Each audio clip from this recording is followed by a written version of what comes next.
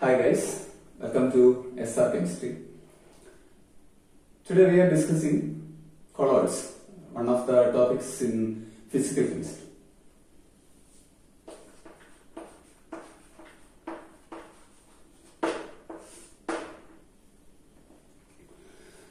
Before discussing colloids, we should know what is suspension and true solution.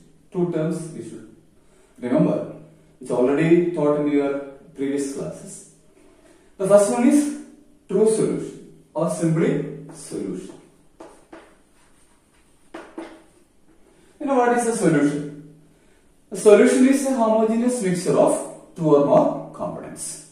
It is a homogeneous mixture. Homogeneous mixture means both the solute and solvent are present in the same phase, in a single phase. We cannot distinguish solute and solvent into two different phases. So there is only one phase. And the second term, it is suspension. Suspension is a heterogeneous mixture in which the particle is very bigger or very large enough to settle down after some time. So after some time, keeping for some time, the particles present in suspension will settle down. The particle size is very large. So clearly, there is two distinct phases. We can see the particles with our naked eye. Okay? So here it is homogeneous. The particles are very small, so they exist in a single phase and we cannot see the particles through using our naked eye. But here in the case of suspension, the particles are larger in size, so they will settle down and we can see the particles. In between these two systems or two states coming our colloids. So colloids are the state which is between solution and suspension. That means the particle size of colloids are larger than the particle size of solution but smaller than the particle size of suspension. Okay? So the particle size of colloid, it is between 1 nanometer and 1000 nanometer. 1 nanometer and 1000 nanometer, or 1 nanometer and 1 micrometer. Or simply we can say 10 raised to minus 9 meter to 10 raised to minus 6 meter. That is a range of particle size in colloidal state. In the case of solution, the particle size is less than 1 nanometer, and in the case of suspension, it is greater than 1000 nanometer. So in between solution and suspension, the particle size is between 1 nanometer and 1000 nanometer, and such a system is called, or such a state is called the colloidal state. So in the case of colloids or colloidal state, the particle size is not smaller or not very small so as to form a homogeneous solution, and not larger than suspension so as to settle down.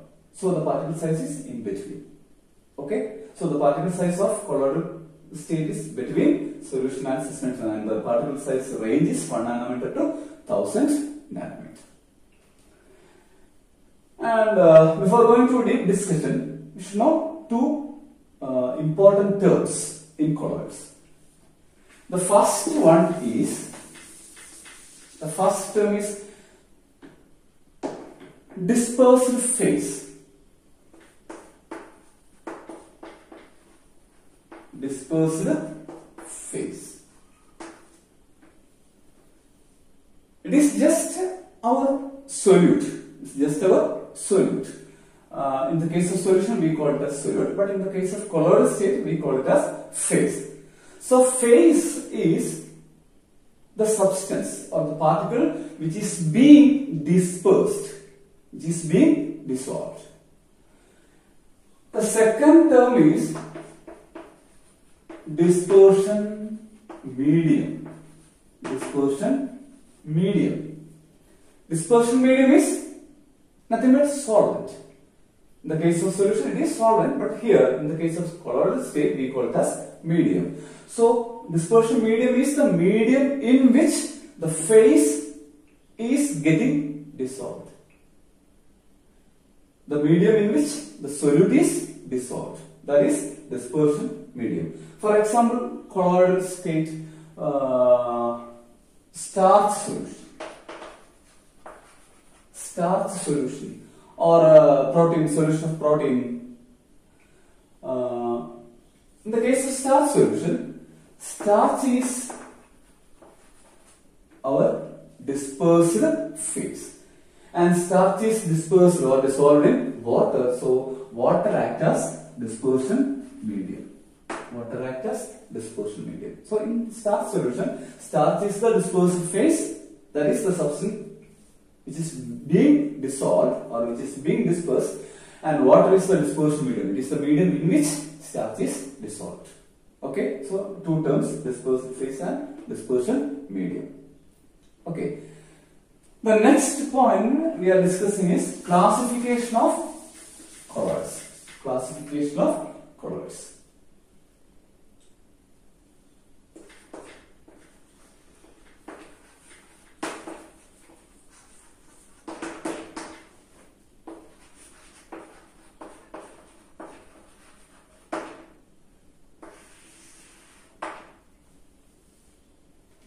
Colloids are classified into three main types, three major classes.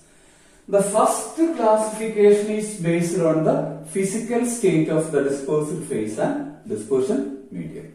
First classification is based on the physical state, that is whether the dispersed phase and dispersion medium is solid, liquid or gas. So depending upon the physical state of the dispersed phase and dispersion medium, the first classification coming, that is physical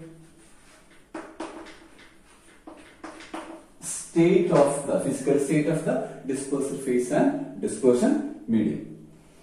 Depending upon the physical state, colloids are classified into 8 types. 8 types. Colloids are classified into 8 types. They are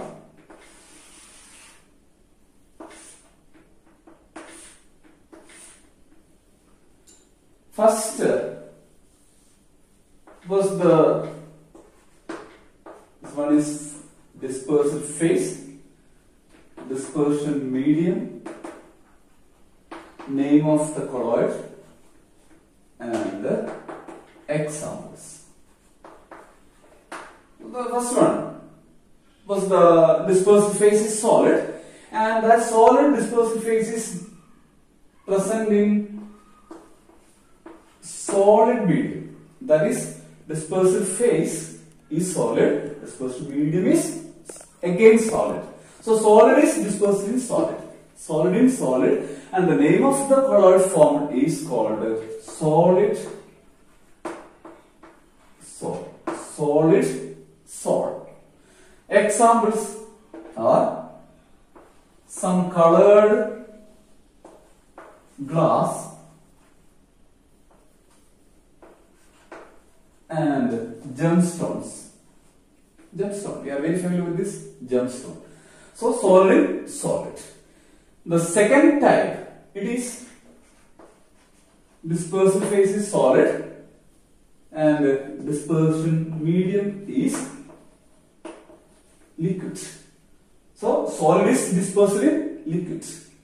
Solid in liquid, and the colloid formed is called salt. Solid in liquid, and that colloid is called salt. Example is paint, cell fluid. Examples of salt, that is solid in liquid. It is paint and cell fluid.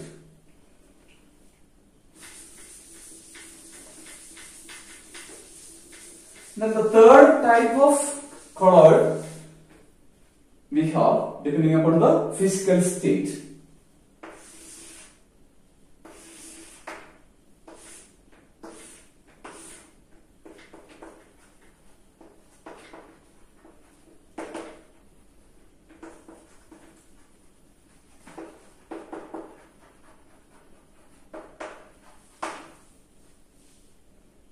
The third type it is the dispersive phase is gas and dispersion medium is dispersive phase is solid again. Dispersion medium is gas. That is, solid is dispersed in gas. Solid in gas.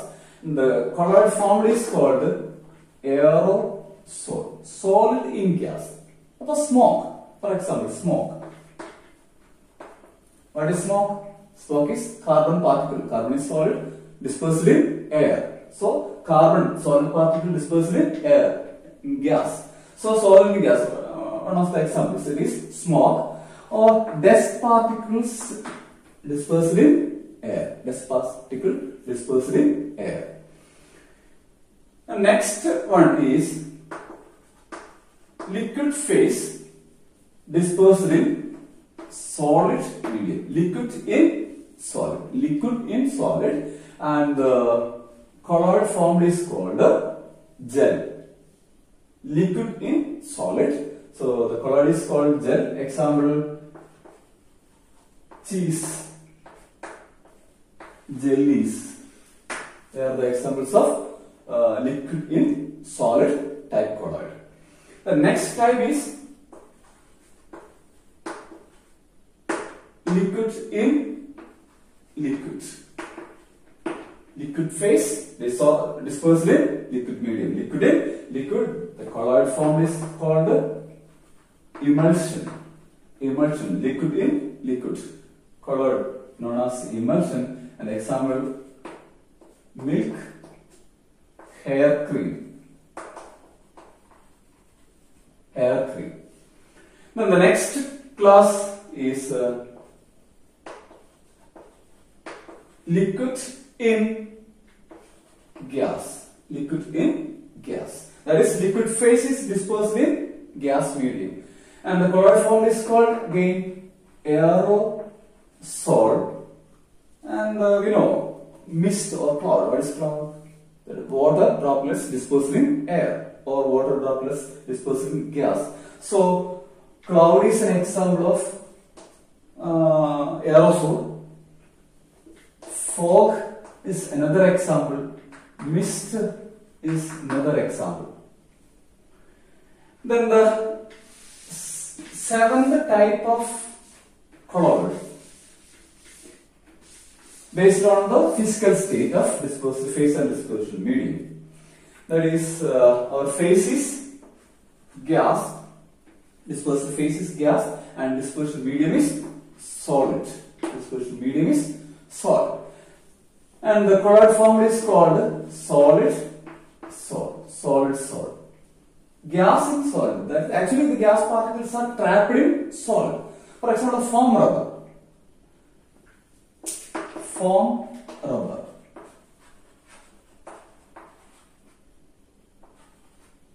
Then pumice stone. Pumice stone and foam rubber, in which the gas particles are dispersed in solid. And then the last type is gas phase dispersed in liquid medium. Gas in liquid. Gas in liquid, it is known as foam. Gas in liquid. Gas molecules, gas particles trapped or dispersed in liquid. For example, lather, soap lather, frogs, etc.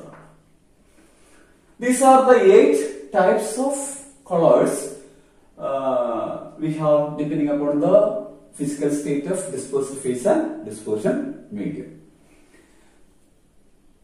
Next classification, it is based on the nature of interaction between dispersive phase and dispersion medium. Nature of the second classification is based on the nature of interactive force. Simply, nature of interaction between dispersive phase and dispersion medium. That means how dispersive phase interacts with the dispersion medium. Whether it is a very strong interaction, very strong affinity, or a weak interaction. Okay? Depending upon this interaction, we have 2 types of colloids namely lyophilic colloid and lyophobic colloid. The first one is lyophilic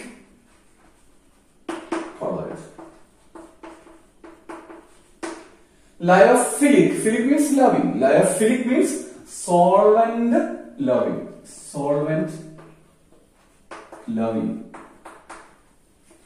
Solvent loving. That means dispersed phase loves dispersion medium. Dispersed phase have a strong affinity with the dispersion medium. So the interactive force between dispersed phase and dispersion medium is very strong. Very, very strong. So it is easy to prepare lyophilic colloid just by shaking with the dispersed phase with the dispersion medium. Just by shaking dispersed phase with the dispersive medium, we can prepare lyophilic colloid, because lyophilic colloid, there is a strong interaction between dispersed phase and dispersion medium. So it is easy to prepare. For example, starch solution. Starch solution is an example of lyophilic colloid. It is easy to prepare. Just shake starch powder with water. We can prepare lyophilic colloid. We can also remove water from starch just by evaporation. If we evaporate starch solution, water will be removed and we get starch back. But we can reconstitute the colloid just by the addition of water.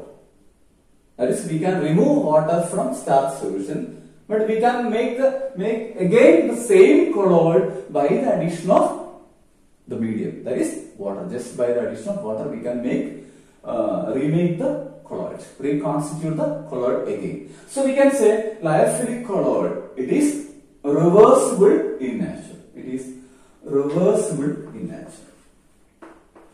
Why it is reversible? We can remove the medium from colloid. We can again make the colloid just by the addition of the same medium. Starch solution, we can prepare it by addition of water into starch powder. On evaporation, water will be removed, we get starch back. Again we can prepare same colloid just by the addition of water. So it is reversible. Okay. Remember the points. This is very easy to prepare. The interaction between dispersed phase and dispersion medium is very strong, and it is reversible in nature. And since it is reversible and it is highly stable, lyophilic colloids are highly stable. It does not undergo coagulation. We will discuss the term coagulation later. It does not undergo coagulation very fast. It does not undergo coagulation easily. Then the next type, that is second type of colloid, based on the nature of interaction, that is lyophobic colloid. Lyophobic colloid.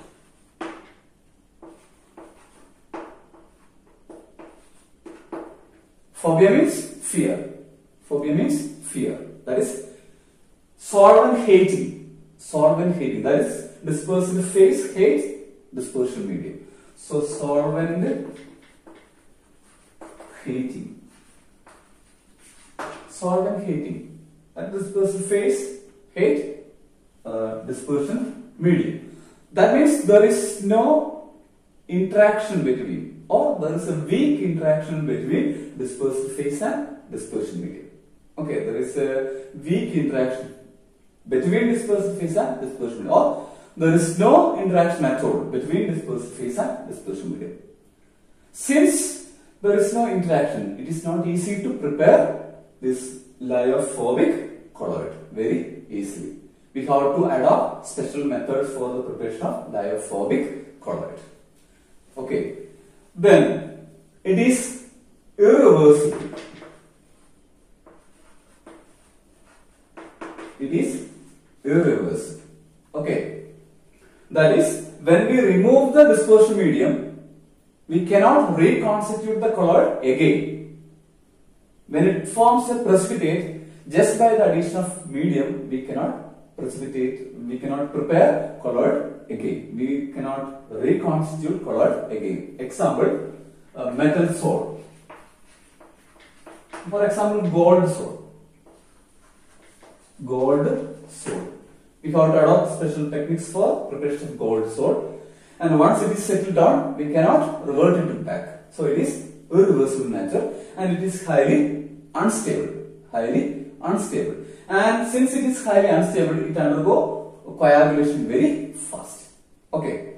So this much is the classification, and we can discuss the next topic in the later class. Okay. Thank you.